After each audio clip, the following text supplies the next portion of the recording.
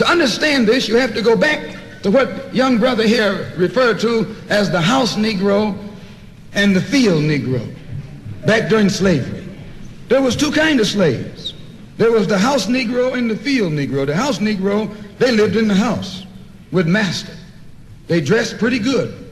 They ate good because they ate his food, what he left. They lived in the attic or the basement, but still they lived near their master. And they loved their master more than the master loved himself. They would give their life to save their master's house quicker than the master would. The House Negro, if the master said, we got a good house here, the House Negro said, yeah, we got a good house here. Whenever the master said we, he said we. That's how you can tell a House Negro.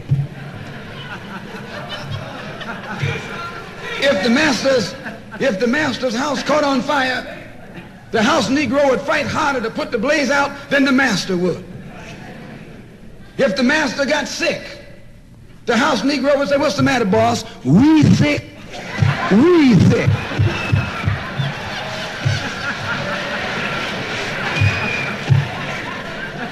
He identified himself with his master more than his master identified with himself. And if you came to the House Negro and said, let's run away, let's escape, let's separate, that House Negro would look at you and say, man, you crazy. What you mean separate? Where is there a better house than this? Where can I wear better clothes than this? Where can I eat better food than this? That was that House Negro. In those days, he was called a house nigger. And that's what we call him today because we still got some house niggers running around here.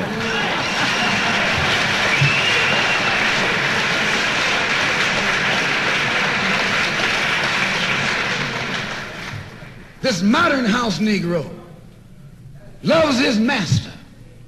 He wants to live near him. He'll pay 3 times as much as the house is worth just to live near his master. And then brag about, I'm the only Negro out here.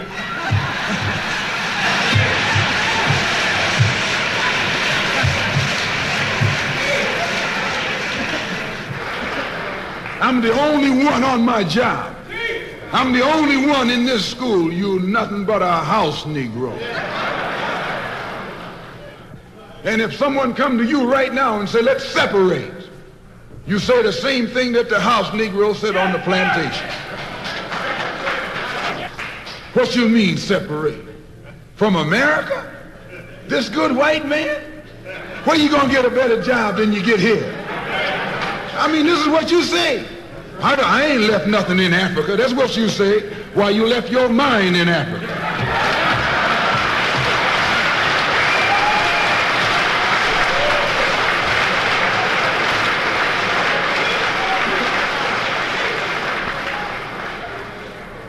On that same plantation, there was the Field Negro. The Field Negro, those were the masses. There was always more Negroes in the field than there was Negroes in the house. The Negro in the field caught hell. He ate leftovers. In the house, they ate high up on the hog. The Negro in the field didn't get nothing but what was left of the insides of the hog. They call them chitlins nowadays. In those days, they call them what they were, guts. That's what you were, a gut eater. And some of you all still gut eaters.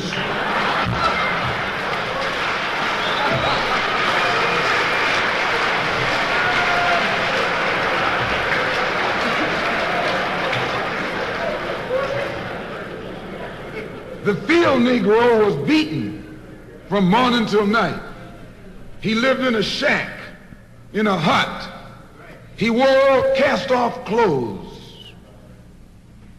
And he hated his master. I say he hated his master. He was intelligent. That House Negro loved his master. But that Field Negro, remember, they were in the majority. And they hated the master. When the house caught on fire, he didn't try and put it out. That Field Negro prayed for a wind. for a breeze. When the master got sick, the field Negro prayed that he died.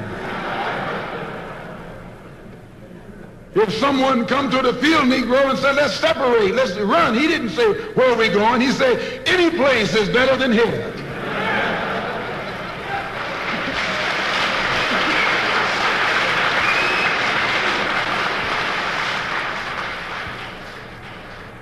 You got field Negroes in America today.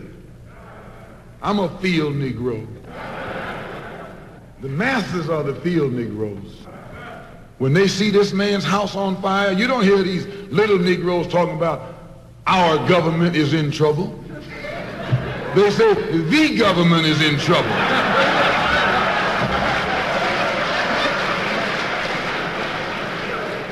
Imagine a Negro, our government. I even heard one say our astronauts. They won't even let him near the plant. And our astronauts, our Navy, that's a Negro that's out of his mind. That's a Negro that's out of his mind. Just as the slave master in that day used Tom, the House Negro, to keep the field Negroes in check, the same old slave master today has Negroes who are nothing but modern Uncle Toms, 20th century Uncle Toms, to keep you and me in check, keep us under control, keep us passive and peaceful and nonviolent. That's Tom making you nonviolent. It's like when you go to the dentist and the man is going to take your tooth. You're going to fight him when he starts pulling. So they squirt some stuff in your jaw called Novocaine to make you think they're not doing anything to you. So you sit there, and because you got all that Novocaine in your jaw, you suffer peacefully.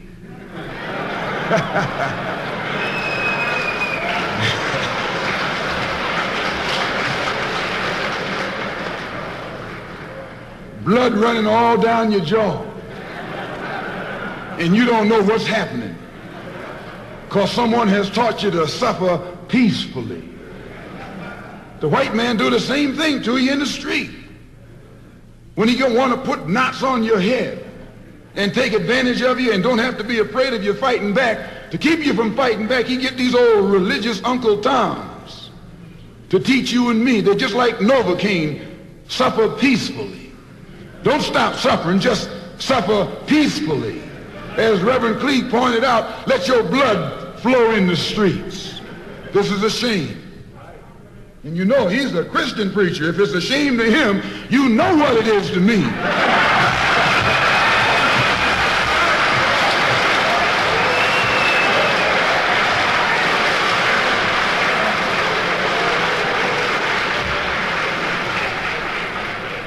Because nothing in our book, the Quran, as you call it, Koran, teaches us to suffer peacefully. Our religion teaches us to be intelligent, be peaceful, be courteous, obey the law, respect everyone. But if someone puts his hand on you, send him to the cemetery.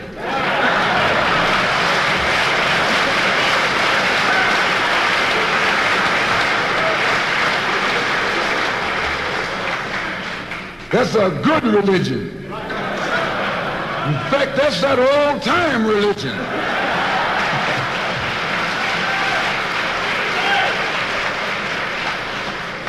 That's the one that Ma and Pa used to talk about. An eye for an eye, and a tooth for a tooth, and a head for a head, and a life for a life. That's a good religion. And then anybody, no one resents that kind of religion being taught but a wolf who intends to make you his meal. This is the way it is with the white man in America. He's a wolf and you are sheep. Anytime a shepherd, a pastor, teach you and me not to run from the white man, and at the same time teach us don't fight the white man, he's a traitor. to you and me. Don't lay down our life all by itself. No. Preserve your life. It's the best thing you got. And if you got to give it up, let it be even Stephen.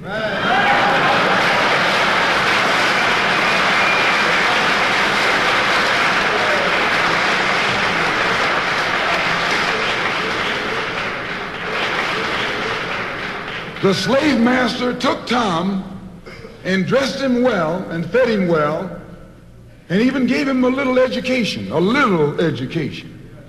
Gave him a long coat and a top hat and made all the other slaves look up to him.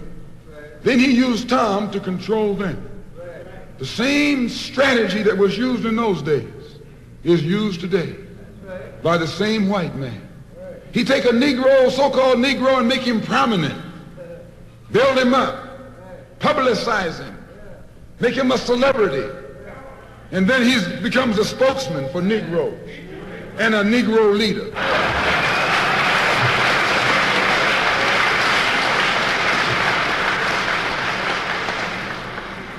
I would like to just mention one thing else quickly, and that is the method that the white man uses, how the white man uses these big guns or Negro leaders against the black revolution. They are not a part of the black revolution. They're used against the black revolution. When Martin Luther King failed to desegregate Albany, Georgia, the civil rights struggle in America reached its low point. King became bankrupt almost as a leader. Plus, even financially, the Southern Christian Leadership Conference was in financial trouble, plus it was in trouble, period, with the people when they failed to desegregate Albany, Georgia. Other Negro civil rights leaders of so-called national stature became fallen idols. As they became fallen idols, began to lose their prestige and influence, local Negro leaders began to stir up the masses. In Cambridge, Maryland, Gloria Richardson.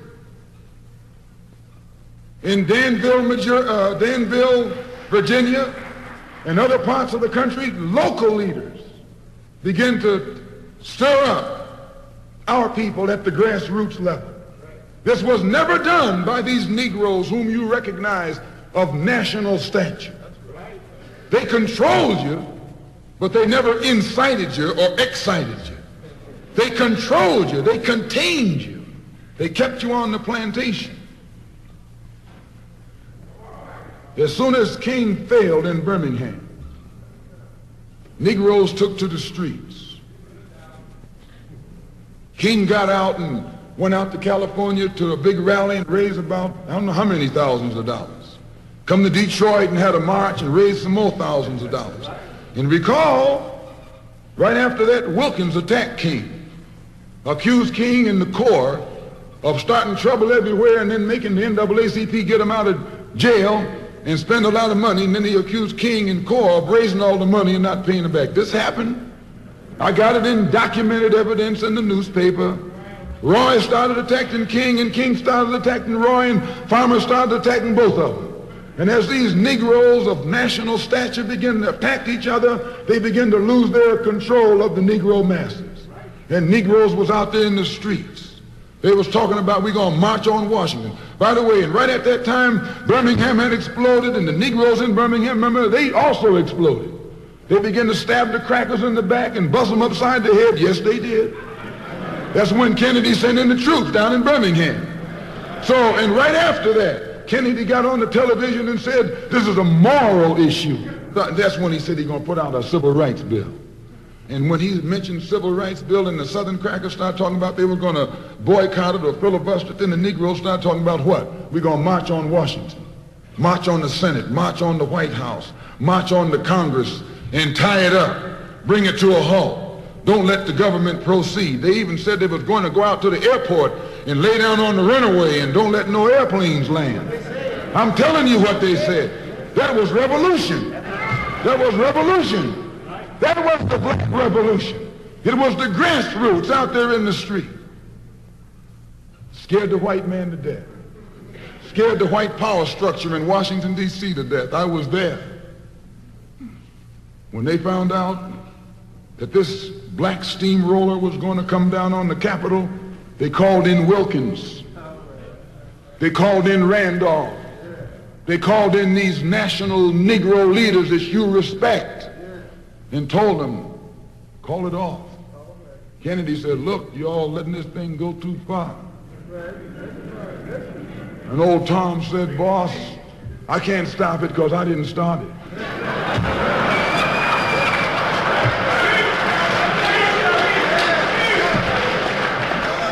I'm telling you what they said. They said, I'm not even in it, much less at the head of it. They said, these Negroes are doing things on their own. They're running ahead of us. And that old shrewd fox, he said, well, if you all aren't in it, I'll put you in it. I'll put you at the head of it. I'll endorse it. I'll welcome it. I'll help it. I'll join it. A matter of hours went by. They had a meeting at the Carlisle Hotel in New York City. The Carlisle Hotel is owned by the Kennedy family. That's the hotel Kennedy spent the night at 2 nights ago. Belongs to his family. A philanthropic society headed by a white man named Stephen Currier called all the top civil rights leaders together at the Carlisle Hotel and told them that by you all fighting each other, you're destroying the civil rights movement. And since you're fighting over money from white liberals, let us set up what's known as the Council for United Civil Rights Leadership. Let's form this council, and all the civil rights organizations will belong to it. And we'll use it for fundraising purposes. Let me show you how tricky the white man is. And as soon as they got it formed, they elected Whitney Young as the chairman. And who you think became the co-chairman? Stephen Currier, the white man. A millionaire. Powell was talking about it down at the Cobo today. This is what he was talking about. Powell knows it happened. Randolph knows it happened. Wilkins knows it happened. King knows it happened. Every one of that so-called Big Six. They know what happened. Once they formed it, with the white man over it, he promised them and gave them $800,000 to split up between the Big Six, and told them that after the march was over, they'd give them $700,000 more. $1.5 million split up between leaders that you've been following, going to jail for, crying crocodile tears for, and they've nothing but Frank James and Jesse James and brothers.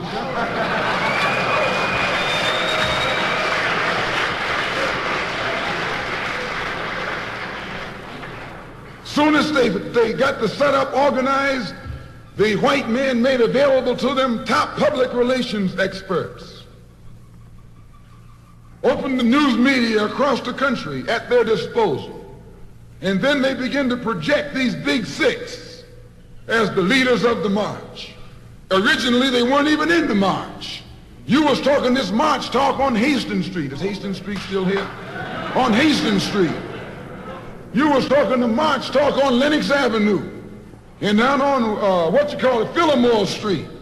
And Central Avenue. And 42nd Street and 63rd Street. That's where the march talk was being talked. But the white man put the Big Six ahead of it, made them the march. They became the march. They took it over. And the first move they made after they took it over, they invited Walter Reuther, a white man. They invited a priest, a rabbi, and an old white preacher. Yes, an old white preacher. The same white element that put Kennedy in power labored, the Catholics, the Jews, and liberal Protestants. Same clique that put Kennedy in power joined the March on Washington. It's just like when you got some coffee that's too black which means it's too strong, what you do, you integrate it with cream.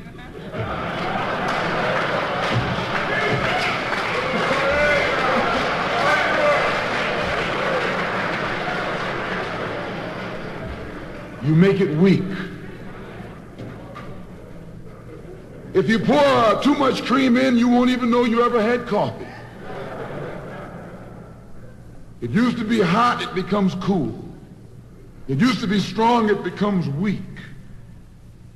It used to wake you up, now it'll put you to sleep.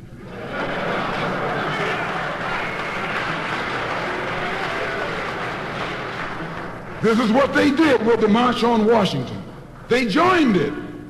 They didn't integrate it, they infiltrated it. They joined it, became a part of it, took it over.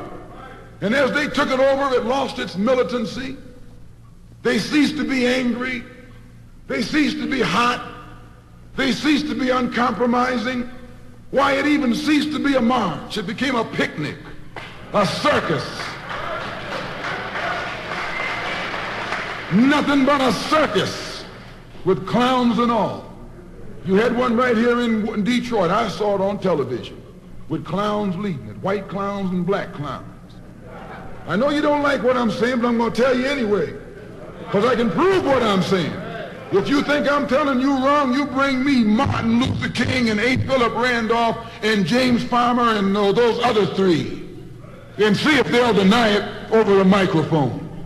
No, it was a sellout. It was a takeover. When James Baldwin came in from Paris, they wouldn't let him talk because they couldn't make him go by the script. Burt Lancaster read the speech that Baldwin was supposed to make. They wouldn't let Baldwin get up there because they know Baldwin liable to say anything. They controlled it so tight, they told those Negroes what time to hit town, how to come, where to stop, what sign to carry, what song to sing, what speech they could make and what speech they couldn't make, and then told them to get out of town by sundown.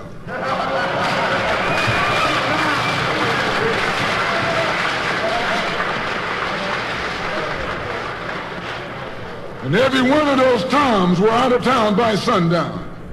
Now, I know you don't like my saying this, but I can back it up. It was a circus, a performance. It beat anything Hollywood could ever do. The performance of the year. Ruther and those other three devils should get a Academy Award for the best actors because they acted like they really loved Negroes and fooled a whole lot of Negroes. And the 6 Negro leaders should get an award too for the best supporting cast.